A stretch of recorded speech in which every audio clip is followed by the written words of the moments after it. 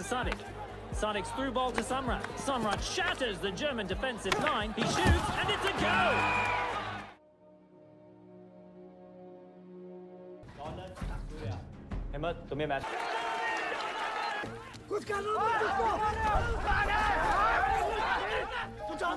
Halo, kembali lagi bersama kami di Market Channel. Apa kabar kalian semua? Semoga kalian selalu berada dalam keadaan baik-baik saja ya. Kali ini kami akan merekap alur film yang berjudul Gold. Film yang diangkat dari kisah nyata ini bercerita tentang tim hoki nasional India yang berlaga di ajang Olimpiade musim panas pada tahun 1948. Film ini diperankan oleh Akshay Kumar sebagai Tapan Das yang menjadi seorang manajer tim hoki pada waktu itu. Di sini kita akan berfokus pada perjuangan tim hoki ini untuk mendapatkan medali emas pertamanya bagi India. Dalam perjuangan tersebut banyak air mata, kecemasan, bahkan kematian yang melanda mereka. Banyak makna yang bisa kita petik dari kisah ini, yang mana kita juga tahu sejarah terbentuknya India dan Pakistan dan terpecahnya negara itu akibat jajahan Inggris. Jadi, pasang earphone, jauhi keramaian, dan tak perlu berlama-lama, langsung saja ke alur ceritanya.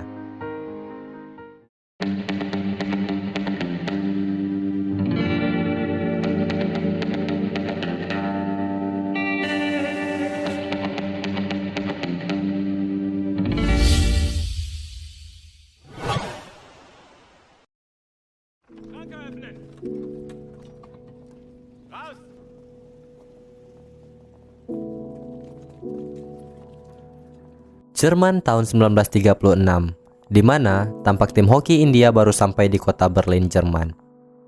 Di sini India masih dijajah oleh Inggris, yang mereka harus menggunakan nama India Inggris untuk mewakili ajang Olimpiade itu. Tim hoki ini kemudian masuk ke dalam bus dengan penjagaan ketat oleh tentara Nazi, yang mana pada masa itu Adolf Hitler memimpin diktator Nazi. Yang saat berpidato, ia menghina negara India. Buktinya saja mereka tidak diperlakukan layaknya atlet melainkan budak. Hal itu menimbulkan kemarahan warga India yang tinggal di Jerman. Kali ini, kita berfokus pada seorang kuli angkut yang menjadi manajer muda, yaitu Tapan Das. Seperti Samrat sebagai kapten tim hoki itu, dan Imtiaz Shah sebagai wakil kapten. Mereka telah memenangkan 2 medali emas bagi India Inggris pada masa itu. Kali ini, mereka berada di final dan menghadapi Jerman untuk merebut emas ketiga bagi India Inggris. Sesampainya mereka di stadion, mereka disambut oleh warga lokal dan penggemar tim hoki India Inggris. Saat itu, tampak 2 warga India yang berani mengibarkan bendera India di atas bus mereka. Kemudian, dengan cepat tentara Nazi menghentikan kedua orang tersebut.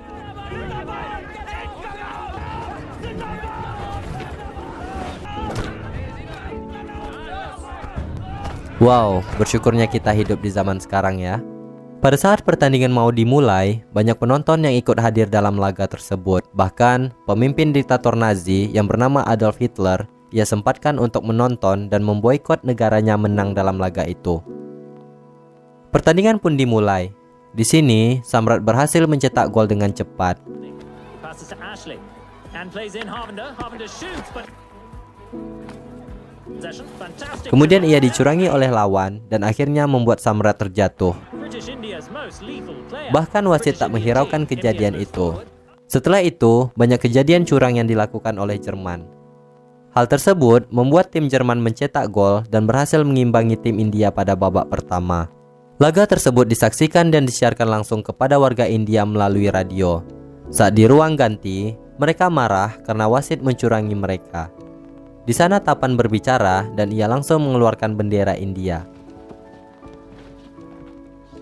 Saat itu semua orang takut dan mengatakan jika Inggris tahu bahwa mereka membawa bendera India, mereka akan dipenjara.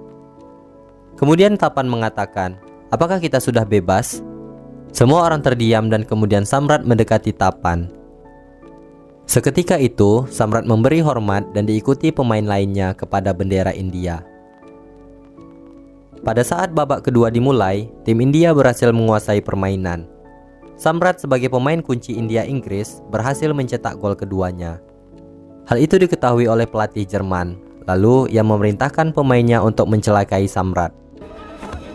Some kind of scuffle between Otto Hanke and Samrat. The umpire warns Otto Toronto handkerchief. Akhirnya membuat tim India Inggris mendapatkan hadiah pukulan penalti. Samrat mendapatkan penanganan pertama karena hidungnya berdarah. India Inggris berhasil memanfaatkan pukulan tersebut menjadi sebuah gol. Karena suasana mulai panas, Samrat sangat kesal dan ia kemudian kembali ke lapangan untuk melanjutkan pertandingan. Dan akhirnya ia mencetak gol keempat bagi India Inggris. Gol demi gol telah mereka dapatkan. Hal tersebut membuat Adolf Hitler yang menyaksikan pertandingan itu kecewa dan segera keluar. Bahkan di sini, warga Jerman pun mendukung penuh India dan menyemangati India sambil menyebut nama India dalam stadion tersebut. India scores its eighth. British India defeat Germany. Akhirnya, India Inggris berhasil memenangkan pertandingan di Olimpiade itu dan berhasil mendapatkan emas ketiganya. Pada saat bendera dikibarkan, bendera Inggrislah yang dikibarkan menjadi juara satu. Hal itu membuat Samrat dan timnya tidak memberikan hormat pada negara yang menjajah mereka. Kemudian, Tapan dengan tipis-tipis mengeluarkan bendera India tadi. Samrat yang melihatnya langsung memberikan hormat pada bendera yang dipegang Tapan, disusul dengan pemain lainnya.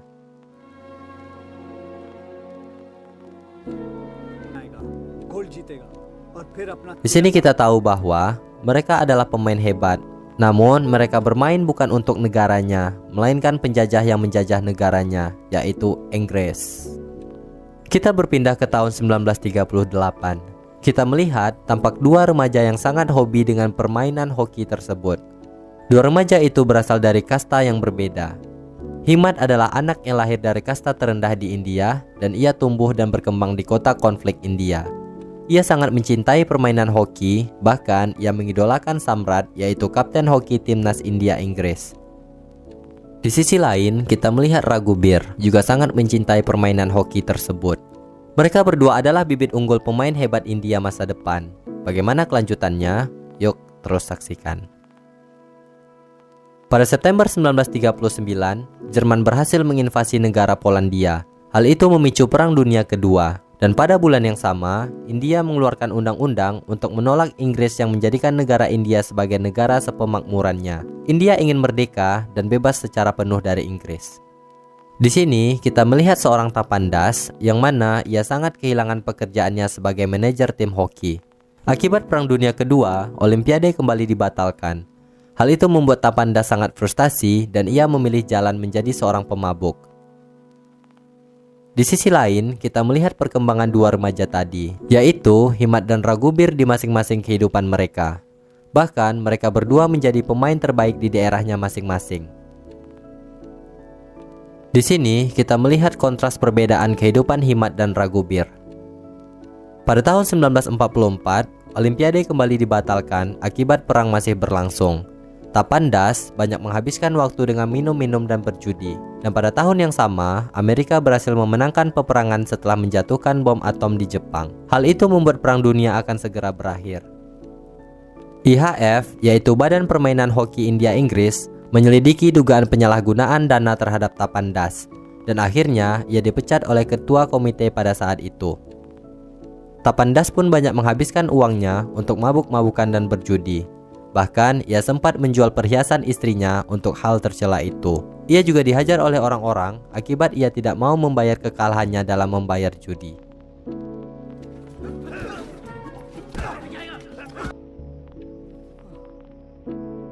Singkat cerita, pagi pun tiba. Tapan yang mulai sadar dan terbangun di jalanan, ia melihat berita di sebuah koran bahwa Olimpiade akan segera dilaksanakan pada tahun 1948.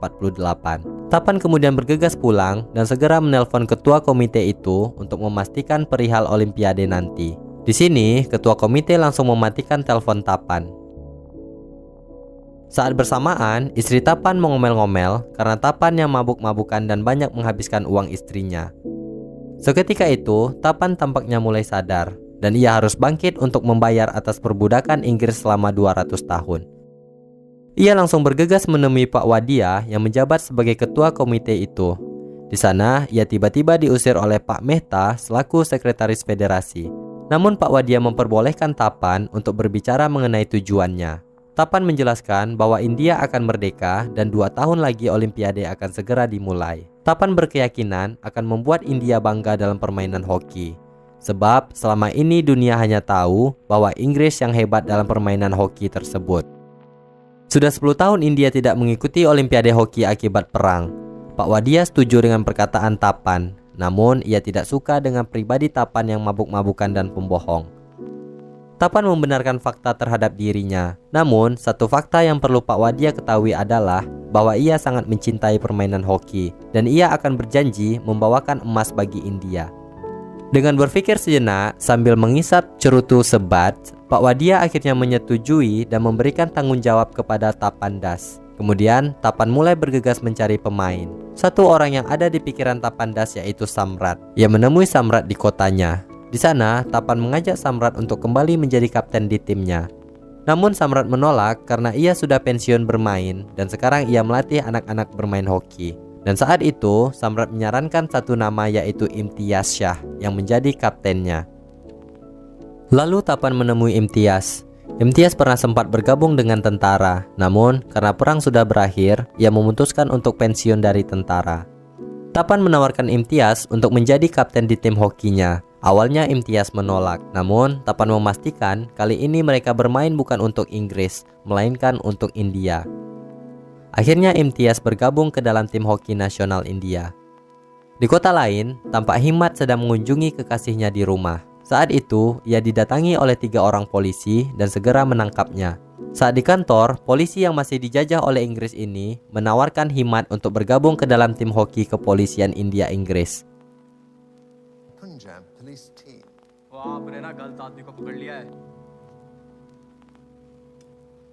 Saat di lapangan, Himmat menunjukkan permainannya dalam hoki. Di sana, tampak Himmat dengan gampang mencetak gol. Namun setelah itu, ia malah kabur dari lapangan itu dan segera pulang.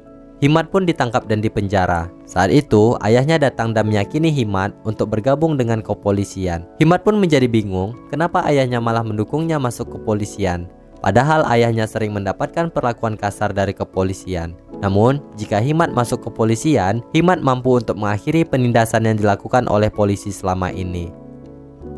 Tapan Das mulai mencari pemain-pemain berbakat di negaranya. Ia mulai pergi dari kota ke kota. Di sini, ia melihat Raghuber bermain apik saat dalam pertandingan hoki. Bahkan, ia membawanya sendirian hingga gol. Tapan melihat permainan Raghuber ini seperti permainan Samrat pada masa lalu. Lalu, Tapan mulai berbicara kepada Raghuber untuk bergabung ke dalam timnya.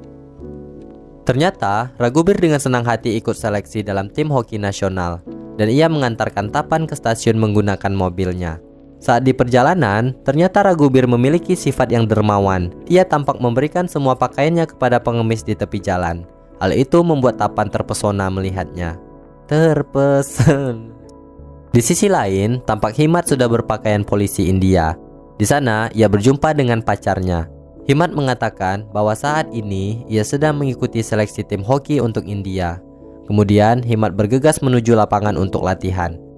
Latihan demi latihan mereka jalani. Kota demi kota sudah Tapan lalui. Di sini, Tapan sudah banyak membawakan pemain untuk diseleksi. Salah satu kualitas pemain asuhan Tapan yaitu Himmat yang sudah banyak berkembang.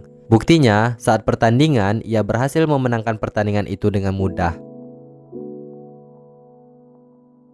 Saat hari penyeleksian tiba, di sini kita melihat bahwa Raghuber telat untuk datang. Namun, Tapan memperbolehkan ia masuk ke dalam barisan.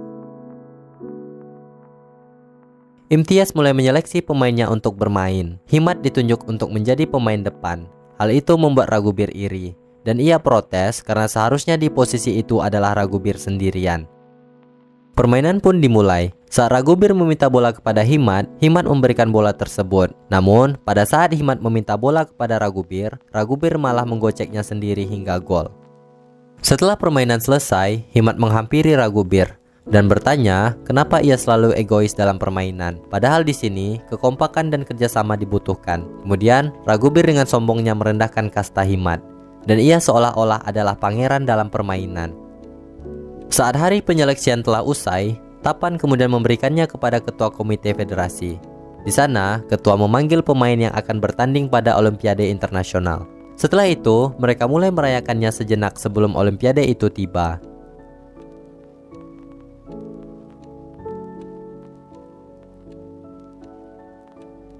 Saat pertandingan uji coba berlangsung, Ragubir kembali terlambat, padahal pertandingan sudah dimulai. Dalam permainannya, Ragubir ini adalah pemain yang mantap dan berkelas. Namun, karena permainan hoki ini adalah permainan kerjasama dan membutuhkan kekompakan, ia selalu menggoceknya sendiri tanpa memberi umpan. Penonton yang menyaksikan sangat ngefans kepada Ragubir. Setelah selesai, Imtiaz selaku kapten mengatakan kepada Ragubir, lebih baik kau bermain bulu tangkis atau tenis. Dan di sini, kapten menyinggungnya karena telah bermain egois. Kemudian Imtiaz dan Tapan memutuskan untuk pergi ke kota asalnya. Awalnya, mereka akan memikirkan strategi apa yang akan mereka pakai. Saat sampai, mereka mendengarkan kabar bahwa India telah terpecah menjadi dua negara, yaitu India dan Pakistan. Himat pun menyambut kedatangan mereka. Di sana Himat mengatakan bahwa telah terjadi kerusuhan di kota tersebut. Warga Hindu telah banyak membunuh warga Muslim. Saat Imtiaz dan Tapan akan pergi, mereka dihadang oleh orang-orang Hindu.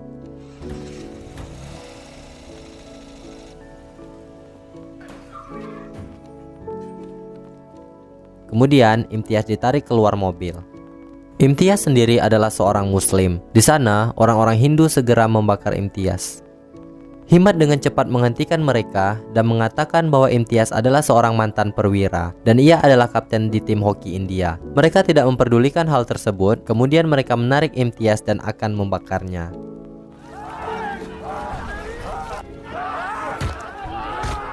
Karena kalah jumlah, Tapan dengan cepat mengambil bor dan langsung menyuruh mereka pergi. Akhirnya, mereka berhasil menyelamatkan Imtiaz dan mereka pun segera pergi. Di scene ini, mungkin saya sedikit merinding. Bagaimana tidak, kita bisa melihat potret nyata pada masa lampau, di mana orang-orang Hindu ingin memburu dan membunuh warga-warga Muslim. Saat sampai di rumah Imtiaz, di sana ia melihat kondisi rumahnya sudah habis terbakar. Ia mengkhawatirkan anak dan istrinya. Namun, pengawal Imtiaz mengatakan bahwa istri dan anaknya telah berada di tempat yang aman.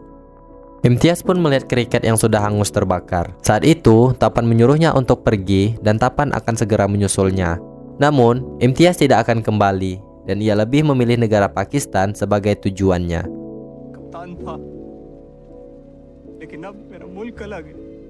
Tapan tampak sedikit kecewa dengan keadaan. Bagaimana tidak, ia kembali dipapar dengan keadaan yang buruk. Yang dulu karena perang antara negara, sekarang perang antar saudara.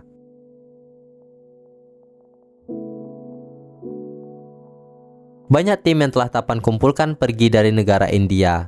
Pemain yang Muslim banyak pindah ke Pakistan. Sementara pemain keturunan Inggris banyak bermigrasi ke Australia.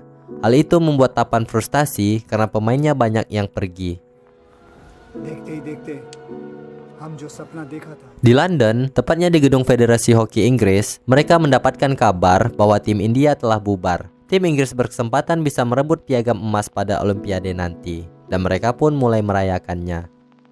Di India, Tapan kembali dengan alkoholnya. Di sana ia tenggelam dengan keadaan. Bahkan ia menjilat sisa-sisa alkohol yang tumpah di meja. Kasihan banget. Di tepi pantai, Tapan duduk dengan meminum sebotol alkohol. Di sana, Samrat menghampirinya. Samrat kemudian mengatakan untuk bangkit dari keadaan. Tapan malah mengatakan bahwa mimpinya sudah musnah. Samrat kemudian memberikan harapan kepada Tapan bahwa ia akan kembali ke timnya dan melatih talenta-talenta baru nantinya. Hal itu membuat Tapan kembali bersemangat. Ia berjanji akan mencarikan talenta baru dan dana untuk latihan.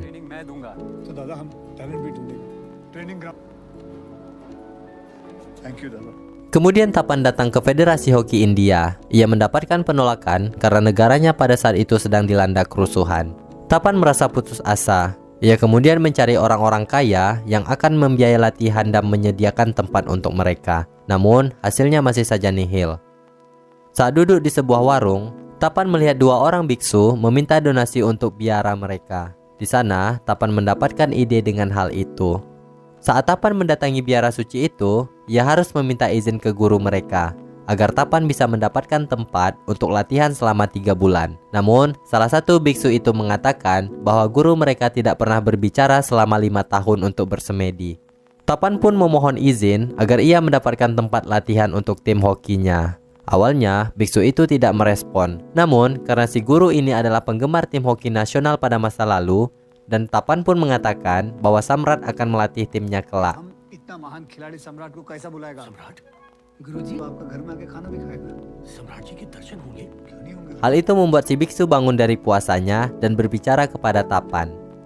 Akhirnya, guru itu memperbolehkan mereka untuk latihan selama 3 bulan di biaranya. Lalu, Tapan mulai mencari pinjaman kepada temannya yang bernama Patil. Saat tahu Tapan ingin meminjam uang, Patil kemudian mematikan teleponnya. Bangsat.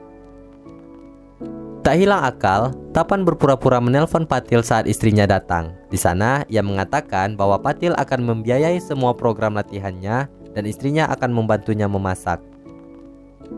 Istri Tapan sedikit cemburu karena selama ini ia merasa telah banyak membantu Tapan. Hal itu membuat istri Tapan akhirnya membantunya memasak di dapur untuk latihannya kelak. Serta ia rela menggadaikan semua perhiasannya untuk tim hoki mereka. Asalkan tidak ada perempuan bersama Tapan selain dirinya. Wow, istri yang sangat pengertian. Don, cari yang kayak gini, Don. Singkat cerita, Tapan dan istrinya sudah mempersiapkan segala hal yang dibutuhkan. Di sana, ia sangat berterima kasih kepada istrinya dan memperlakukan istrinya seperti ratu. Saat perjalanan, bendi mereka terpuruk karena masuk ke dalam lumpur.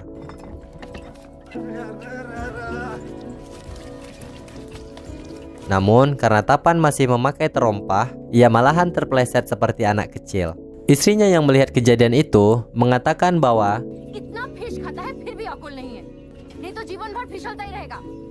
istrinya menyuruh Tapan untuk melepaskan terompahnya tadi untuk mendorong bendi itu. Alhasil, bendi itu berhasil keluar dari lumpur dan mereka pun pergi menuju biara.